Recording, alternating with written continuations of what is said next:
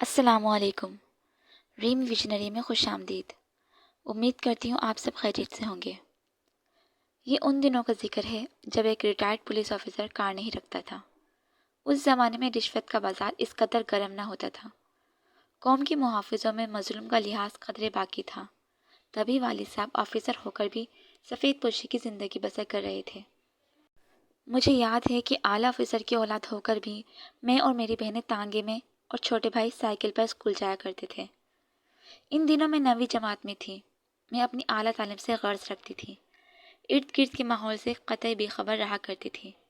ایک دن میں اسکول جانے کے لیے تانگے میں بیٹھی تو اچانک میری نظر سامنے والے گھر کی طرف اٹھ گئی، جہاں ایک دبلا پتلا مسکین صورت لڑکا کتابیں لیے اپنے گھر سے نکلا تھا۔ تانگا آگے آگے اور وہ پیچھے پیچھے اپنی سائیکل پر رواں دواں تھا۔ یقیناً اس کے اور ہمارے اسکول جانے کا وقت ایک ہی تھا، راستہ بھی ایک تھا۔ وہ روز اس وقت گھر سے برآمد ہوتا تھا جس دم ہم بہنیں تانگے پر سوار ہوتی اور تانگا چل پڑتا تو وہ سائیکل پر ہمارے پیچھے رواں رہتا۔ یہاں تک کہ تو میں نے اس بات کو کوئی اہمیت نہ دی، لیکن جب 9ویں سے 10ویں تک یہی معمول چلتا رہا تو میرے دل نے سوچنا شروع کر دیا۔ خاص طور پر جب وہ غیر حاضر ہو جاتا تو میں سوچنے پر مجبور ہو جاتی کہ آخر اسے کیا ہوا، کیا آج نظر نہیں آ رہا۔ حالانکہ وہ تو دھن کا اتنا پکا تھا کہ آندھی ہو یا طوفان ہمارے تانگے کی روانگی کے وقت اپنے دروازے پر موجود ہوتا۔ دیکھنے میں سیدھا سادہ بھولا بھالا تھا، تبھی اس کی اس حرکت کا کسی نے نوٹس نہیں لیا۔ دراصل وہ اتنا غریب تھا کہ اس کی تعقب کا بھی ہم لوگ برا نہیں مانتے تھے۔ حالانکہ وہ ایسا زمانہ تھا کہ کسی کی بہن بیٹی کو دیکھنا قابل گردن زدنی جرم تھا۔ میں پھر ایک آفیسر کی دختر بھی تھی، لیکن وہ اتنے بوسیدہ لباس میں ہوتا کہ میں نے اسے کبھی نہیں گردانا۔ بہنیں بھی اس بات کو اہمیت نہیں دیا کرتی تھیں کہ ایک منحنی اور افلاس زدہ لڑکا روز سائیکل پر ہمارے ساتھ سفر کرتا ہے۔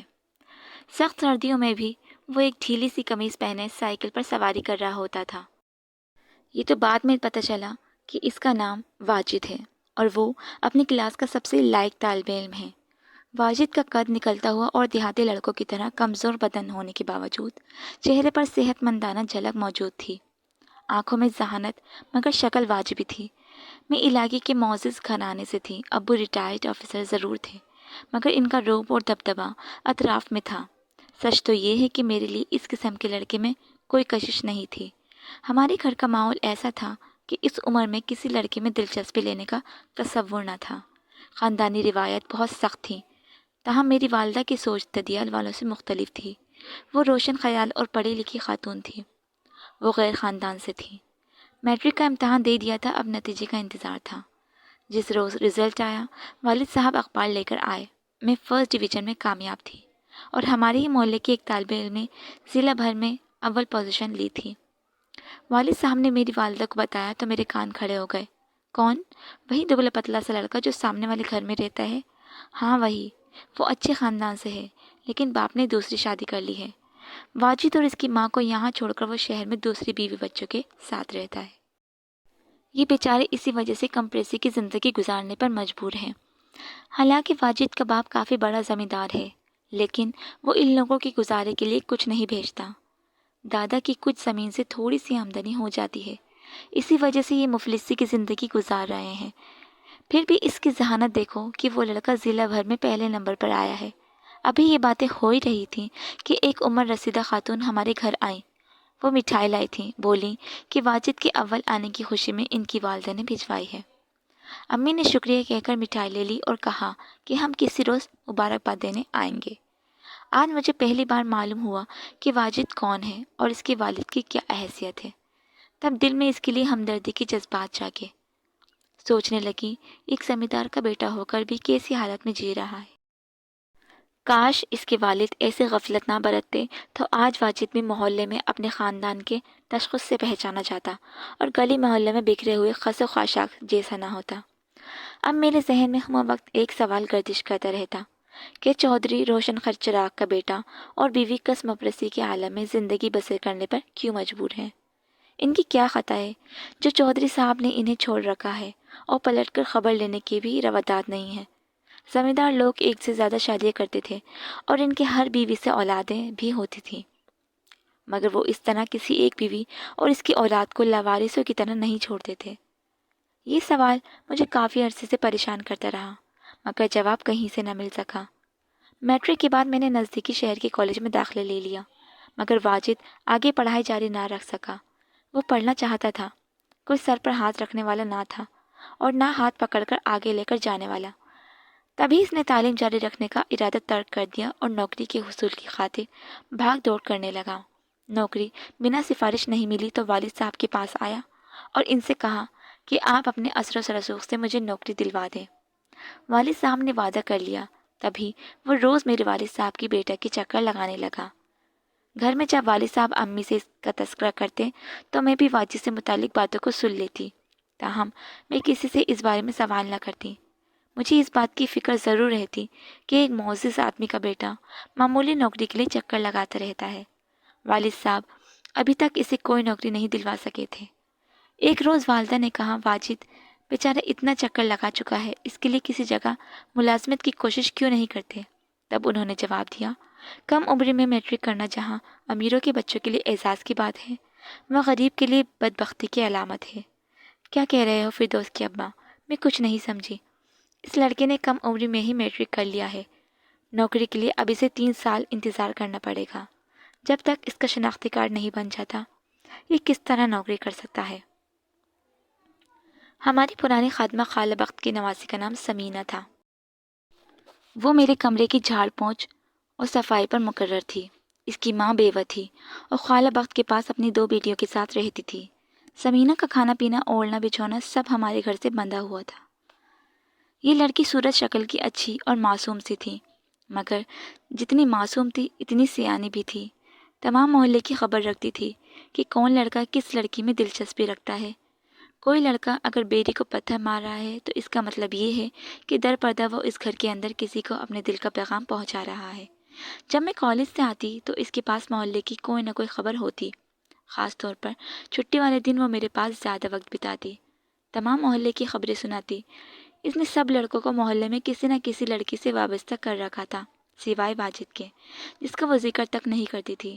ایک روز میں نے از خود سوال کیا، سمینہ، واجد کے بارے میں تم نے کبھی کچھ نہیں بتایا، یہ کس کی جستجو میں ہے؟ بولی، فردوس بی بی، یہ کسی کی جستجو میں نہیں ہے، صرف اپنی ماں کے بارے میں سوچتا ہے اور اس کو سکھ دینے کی خاطر نوکری تلاش کر رہا ہے۔ میری امی روز ان کے گھر جاتی ہیں، ان کے گھر میں سلائی مشین پر جا کر کپڑے سلائی کراتی ہیں۔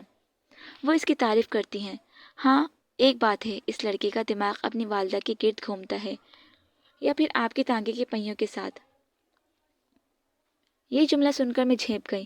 محلے کے باقی گھروں کی کہانیاں بھی کبھی بیزاری اور کبھی لا تعلقی سے نہیں سنتی تھی، لیکن واجد کے بارے میں باتوں کو میں نے لا تعلقی سے سنا۔ پھر بھی اس بھولی لڑکی نے میری دلچسپی کو پا لیا۔ اس نے ایک دن بتایا کہ واجد کے دادا نے ایک لاوارث لڑکی کو پناہ دی تھی۔ جب وہ بڑی ہوئی تو ان کی بیٹے کو پسند آ گئی اور اصرار کر کے اس کی شادی کر لی، مگر ایک بیٹے کے بعد یہ بیوی دل سے اتر گئی۔ شہر پڑھنے گئے تو اپنے ساتھ پڑھنے والی ایک امیر گھرانے کی لڑکی پسند آ گئی اور اس کے ساتھ دوسری شادی کر کے وہاں کے ہو رہے۔ واجد اور اس کی ماں کو بھول گئے۔ جب تک واجد کے دادا زندہ رہے ان کی کفالت کرتے رہے۔ ان کی وفات کے بعد تھوڑی سی زمین جو اس پوتے کے نام کر گئے تھے، اس کی آمدنی سے ان کا گزارا چلتا ہے۔ واجد کے والد نے جب شہر میں دوسری شادی کی تو انہوں نے دوسری بیوی اور اس کے گھر والوں کو یہ نہ بتایا کہ وہ پہلے سے شادی شدہ ہیں اور ان کا ایک بیٹا بھی ہے۔ ڈر تھا کہ یہ بات لڑکی والوں کو معلوم ہو گئی تو وہ رشتہ دینے سے انکار کر دیں گے۔ یہ راز پھر راز ہی رہا۔ دوسری بیوی بچوں کو اب تک معلوم نہ تھا کہ چودھری روشن چراغ کی پہلے بھی شادی ہو چکی ہے۔ واجد کے گھر پر ایک بوڑھا ملازم بھی رہتا تھا جو اس کے دادا کے زمانے سے تھا۔ وہ دادا کی وفات کے بعد بھی اس گھر کو چھوڑ کر نہ گیا اور اب اس کی عمر 70 سال کے قریب ہو چکی تھی۔ وہ واجد اور اس کی والدہ کا خیال رکھتا تھا۔ یہ باتیں سمینہ کی والدہ نے بتائیں۔ اس طرح مجھے ان سوالوں کا جواب مل گیا جن کو جاننے کے لیے میں بے چین تھی۔ نہیں معلوم کہ یہ بے چینی مجھے کیوں لاحق رہتی تھی۔ بہت غور کرنے کے باوجود وجہ نہ جان سکی۔ بظاہر میرا اس لڑکے سے کوئی واسطہ نہ تھا۔ اس کی والدہ بھی ہمارے گھر نہ آتی تھی۔ میں نے کبھی واجد سے بات تک نہیں کی تھی، پھر بھی اس کے بارے میں ذہن سوچتا تھا اور سوچ نکلتی نہ تھی۔ سچ کہتی ہوں، اس لڑکے سے محبت تو کیا کبھی انسیت تک محسوس نہ ہوئی تھی۔ پھر بھی سوچ کا عارضہ لاحق تھا۔ شاید ہی کوئی ذہنی عارضہ تھا جو مجھ میں راسخ ہو گیا تھا۔ شاید اس کی وجہ سمینہ کا اندازی گفتگو ہو کہ جب بھی وہ واجد کے بارے میں بات کرتی کچھ اس طرح معنی خیز انداز سے کہ میں سوچ میں پڑ جاتی تھی۔ اب میں نے خود تنہائی میں اپنے آپ سے بار بار یہ سوالات شروع کر دیے کہ آخر مجھے واجد کے بارے میں جاننے کا اس قدر شوق کیوں ہے۔ اپنا بہت تجزیہ کیا مگر مجھ پر دل کا راز نہ کھل سکا۔ جب میں نے ایف اے کا امتحان پاس کر لیا تو والدہ نے میری کتابیں واجد کے گھر بھجوا دیں کیونکہ انہیں علم ہو گیا تھا کہ یہ لڑکا پرائیویٹ طور پر امتحان دینا چاہتا ہے مگر کتابیں خریدنے کی استطاعت نہیں رکھتا۔ اب میرے رشتے آنے لگے تھے۔ مجھے احساس ہوا کہ والد میرا گھر بسانے کی سوچ رہے ہیں۔